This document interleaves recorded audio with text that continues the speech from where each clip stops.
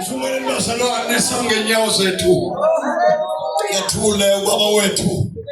Ekhona phakathi noma bekhona phakathi kwethu. Bephume kakhulu. Bazalwane siyasapotha ngendlela emangalisayo. Ayikho into esiyenzayo ekhaya. Ikakhulu ngafuna ukuzolunguza. Ukuthi asikawufaki notamatisi. Asikasho yini ukuthi leli vangeli liyaxutshwa. Sisamile nje ukuthi asifune amafutha. Asifune sawoti. Asalwana ngosawoti thina. Indoda yasala enezinyo elilodwa thina. Eyathela isibhedlela liyicollege. Namhlanje bazalwa namadoda amadala siwamukela phakathi kwethu. Baba wethu umfundisi umdlolo ophume African Gospel Church. Ukhona phakathi kwethu. Siyacela sisazana. Sisamamukela simaphambili.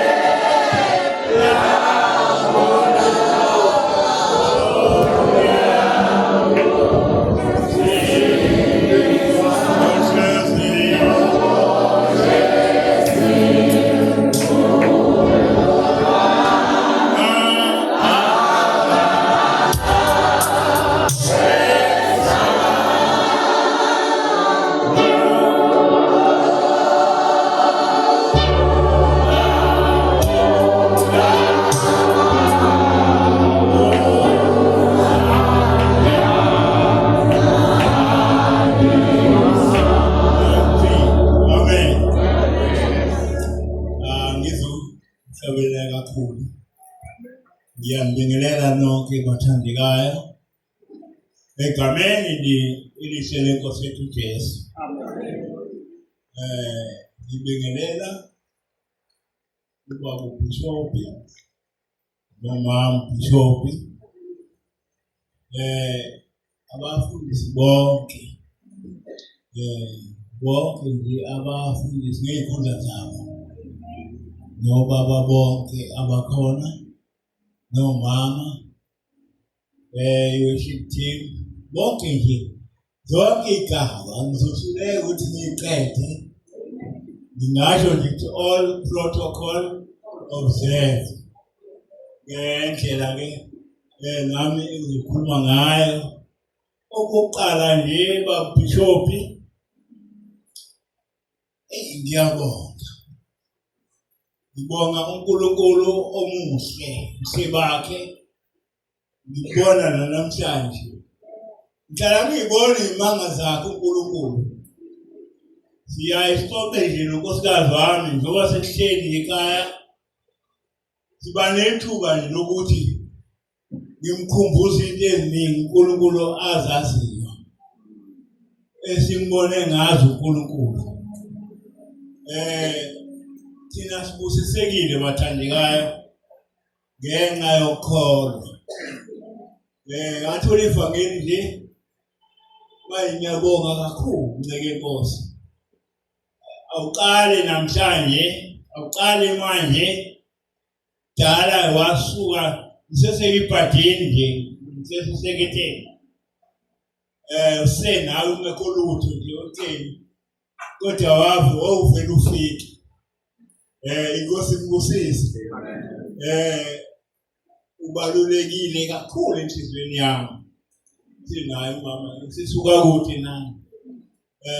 Inkosi imbusise. Ukukholwa lokho uyasikunomehluko omkhulu. Ngizongixolela ke ngokukhuluma nje, noma sengishumayela angizovula izwe lodwa.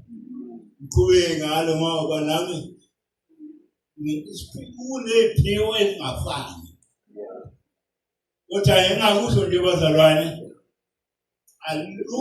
ayikho impi eyake yaba namandla akungihlula anqoma ukuthi ayikho kusukela ngaphenduka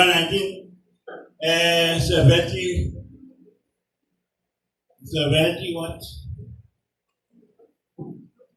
Oh yeah, 74 August.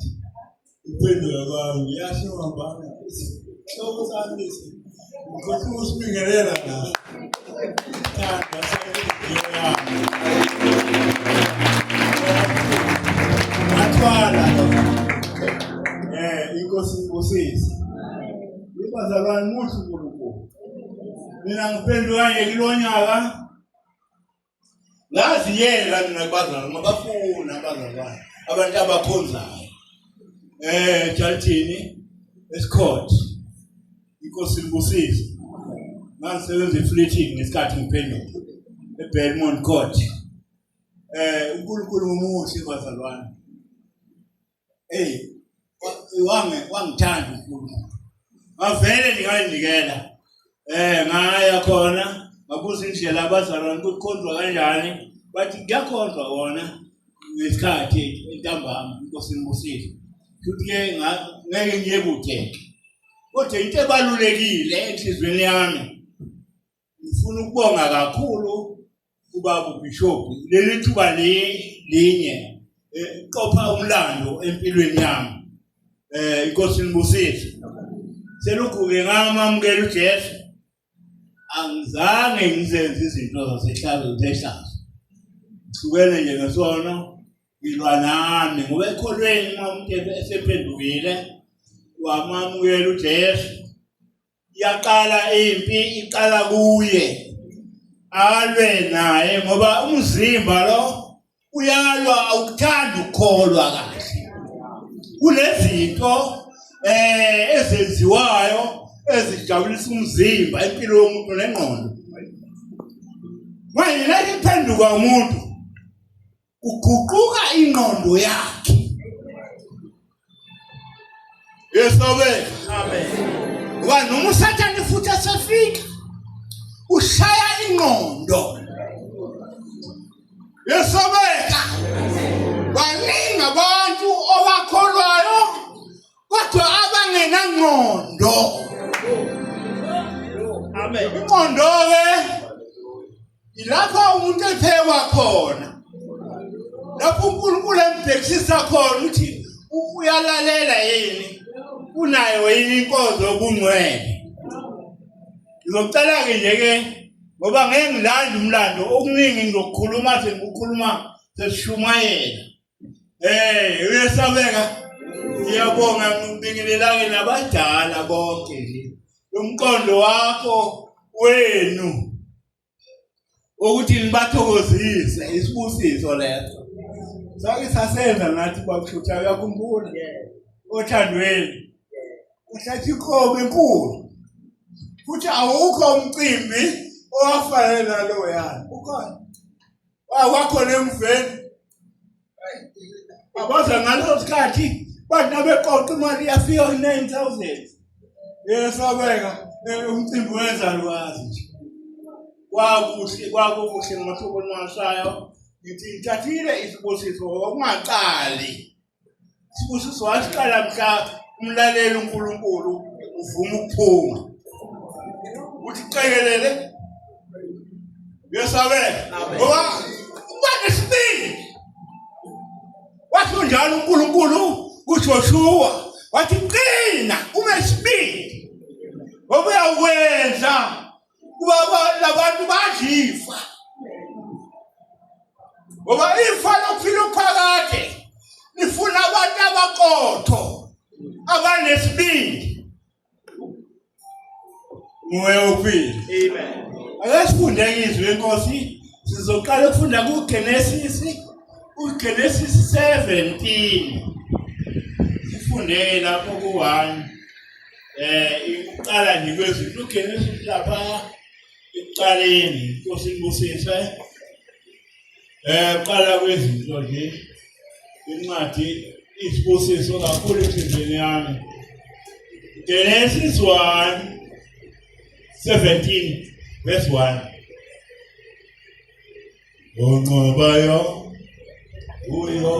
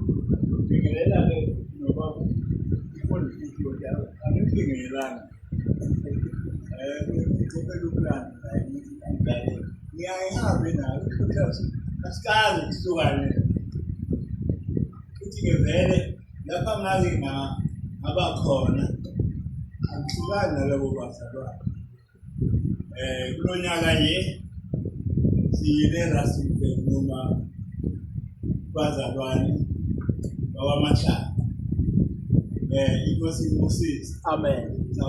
Sasa naye kwa kushuka noma nikoskazi. Ngoba kuthi ukukholwa kahle. Yeah.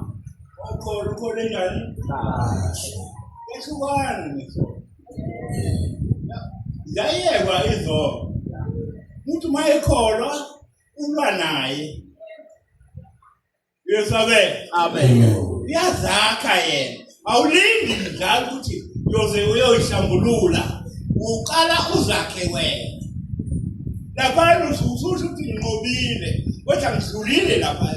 Ziningi izinto ezehlazo ezicathamela abazalwane abakholwayo. Kodwa usizakala nangabe enza kahle. Ayilungisa indlela yakhe. Funda-ke uncike Nkosi soqhubeka lapha. Incwadi uGenesis. Moya Genesis 17 verse 1. Isihloko sakhona sifundeka kanje: ukuthenjiswa kuka-Isaka.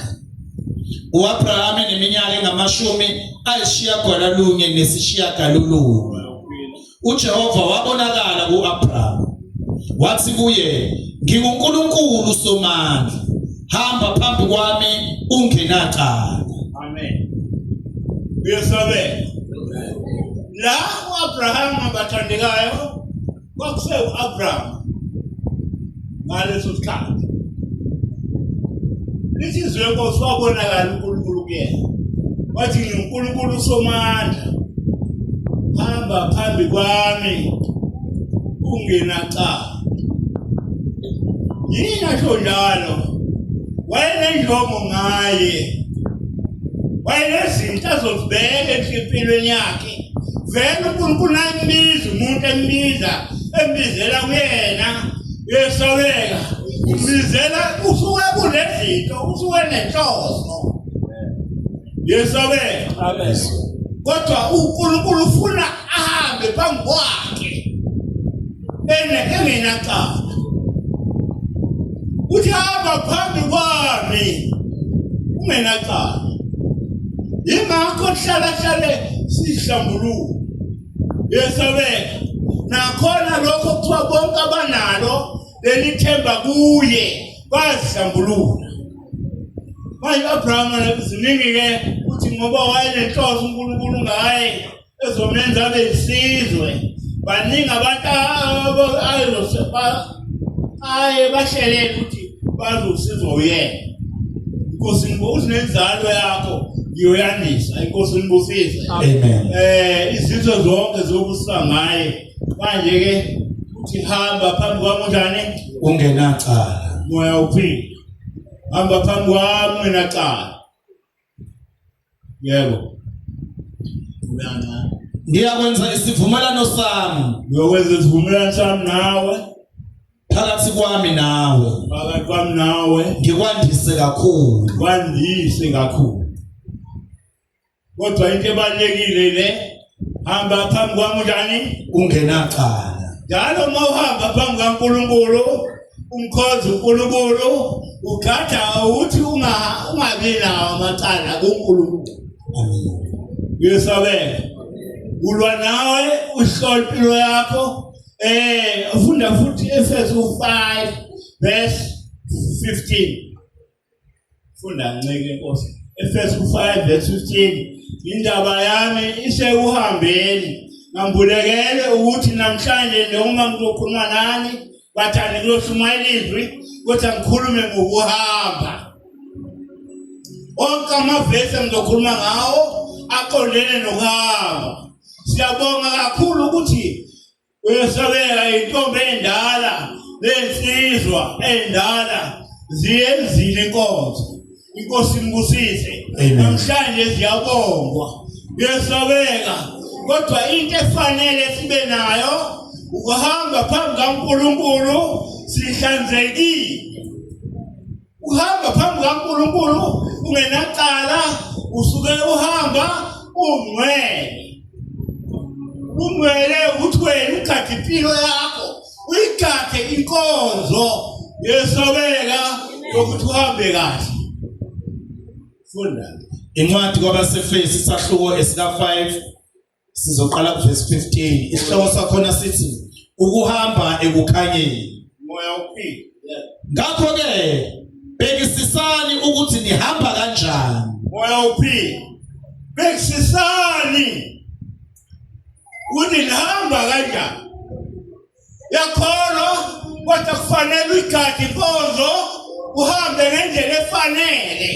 Yesabeka amen efanele ukuthi wena umntwana kaNkulunkulu ngishuse ekhaya ngishukhuluma yesabeka nasebusuku emini yesabeka ngoba ngisho nakuhamba njengoba ngihamba nje kodwa uhamba noma kuphi nomhleli la ukhona yesabeka ubhekile uNkulunkulu uAbrahama ngalesikhathi ethi wena hamba phambi kwami na wayeminyaka eseyu99 esemdala kakhulu kodwa uNkulunkulu usafuna ukuthi ahambe kahle. Hayi ukuthi mina ngimdala kade ngafika kule nkonzo. Abantu abadala abanye abangazahle baye bathi noma kuphenduka abantu bathi hayi usazoba bathi la somlilo thoma phela. Yesabe amen. Esho edala thina sikhulile bazalwane ukuthi asisuke emhleni. Yesabe amen. Ngoba nje umuntu ngesandla engakwazi ukufundisa engane zakhe ngoba endala yesabeka akhuluma kubheka emehlweni afuna ukubona ukuhlukene nesono ngempela yaphila kanti akaphili kwayena. Yesabeka omunye ngabuza umbuzo ukuthi ngisho khona ukuthi isono okuthwale sokufa yini ngoba lezi Bible call sono sesifokani mfundi ukuthi hayi ukuthi na esifundiswa ngiphendula ngempela wakhe ukuthi hayi ukuthi uhamba ubele nokunatha khona ngiyakamazi akuletha wabekiwe angichazele kodwa la ekhaya mfowethu yesabe kodwa no emfuwa ngoba phela yaseke funda Bible class yenziwa kodwa ibalulekile hamba phambi kaNkulunkulu yani hayi yonke mina-ke ingibonele nje ngiyakhuluma amen. Kufanele umuntu amayikholwakhole kahle ahambe phambi kaNkulunkulu enjani batuzwa abantu bangathanda abantu kodwa gadi indaba kaNkulunkulu ukuhamba phambi kwakhe uhambe kahle ungenacala. Kuswane nesona. Kuswane nesona kuyona ingoma ukuthi socula ngakho kodwa kufanele sikwenze. Awuswane nesona futhi uyalwa. Ulwa nawe. Obenkulu. Yesabeka. Ikumya ngokholwa. Yesabeka. Amen. Uyalokholwayo ofanele alwe. Wena ngiyalwa nje namanje ekhaya manje ngizophetha ibandla kodwa kuyaliwa. Ikhona ekhaya. Imoya ivele ifike ngithi kufanele lo ulwe nawe. Yesabeka. Amen. Ulwa nawe ke ngokungasebenzi so. Kungabi njengabangahlakaniphile kepha njengabahlakaniphileyo. Bexisani uthi nihamba kanjani uhamba kwenu ungahambi njengabangahlakaniphile. Uhamba ukholwa uyabhexisa ubhexisa uhamba wakho. Yesabeka. Amen. Hambe njengomuntu okholwayo. Inkosi ngusise funda Colossians 2 verse 6. Oh Lord Jesus. Amen.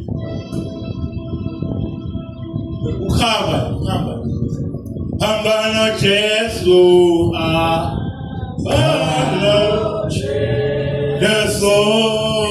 Hamba no Jesu. Kuge intela yonke.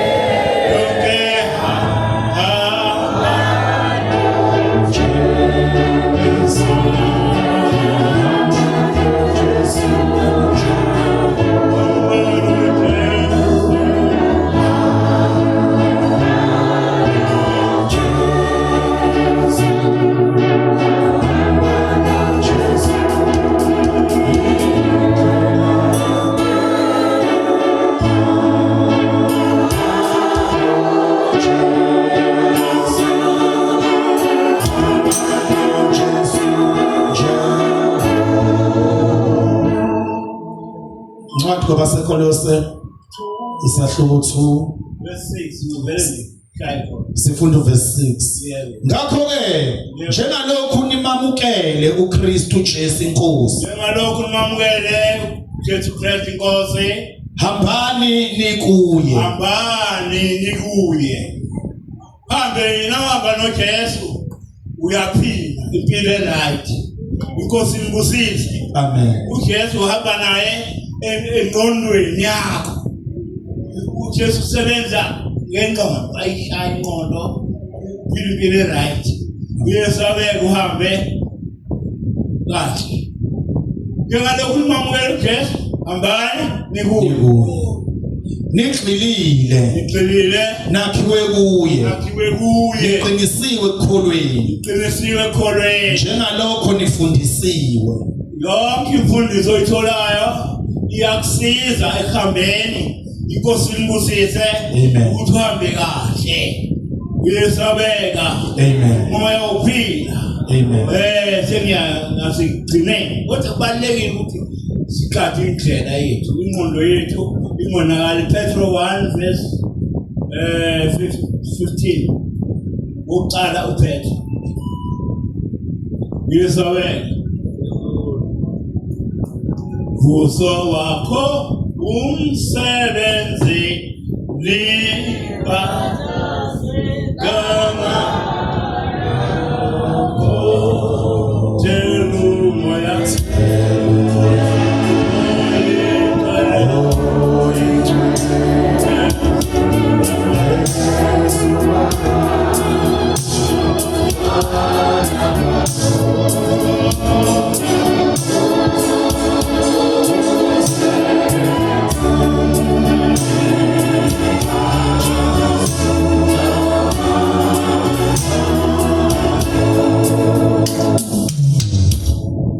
Incwadi ekaPetro uqala isahluko esika 15. Kodwa njengowanibizayo engcwele manibe ngcwele nani ekuhambeni konke. Njengalo owanbiza engcwele manibe ngcwele nami ngcwele nani ekuhambeni konke njengoba nina nabizwa uNkulunkulu esibizela ukuhamba kahle sikathi ukuhamba ngokungcwele. Inkosi ikusizwe. Amen. Uyesabela kodwa ngifuna leli laqala khona ithi bophana izikalo zengqondo yenu verse 13 ngalokho zibopheni izinkalo zengqondo yenu bophani izikalo zengqondo yenu nizithibe nethembe ngokupheleleyo umusa umuntu okholwayo nonenkonzo yokungcwele uyayibopha ingqondo inkalo zengqondo la kuneyinkalo. Inkosi ibusise. Amen. Bophani inkalo zengqondo yenu yesabela nizithibe nethembe ngokupheleleyo umusa eniza kuwabelwa ekwambulweni kuka Jesu Kristu.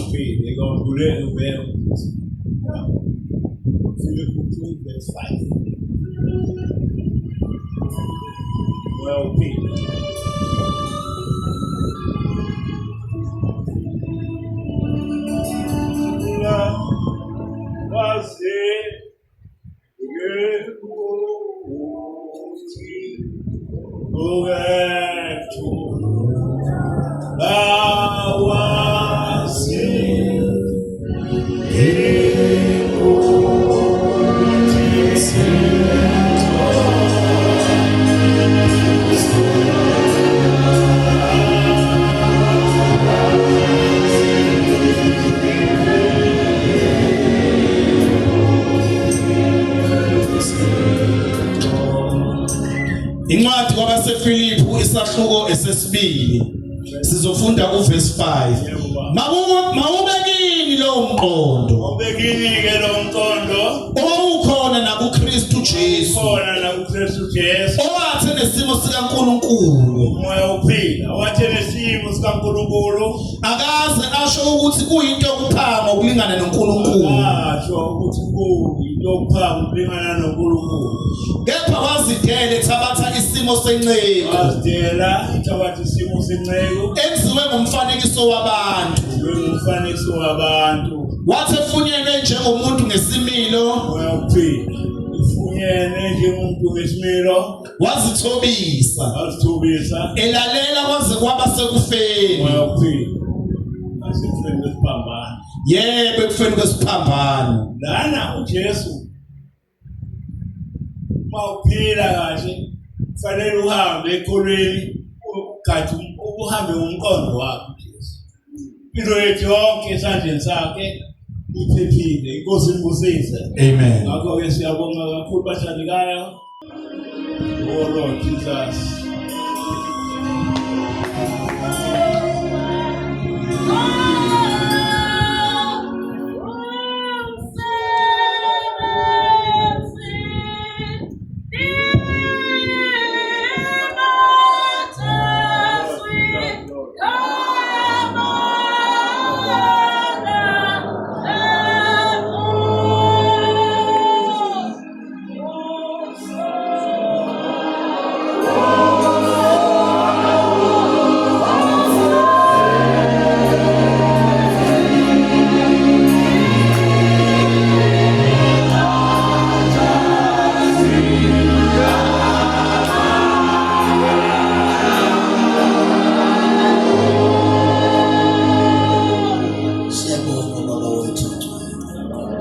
Sibongile baba wethu onamandla onke.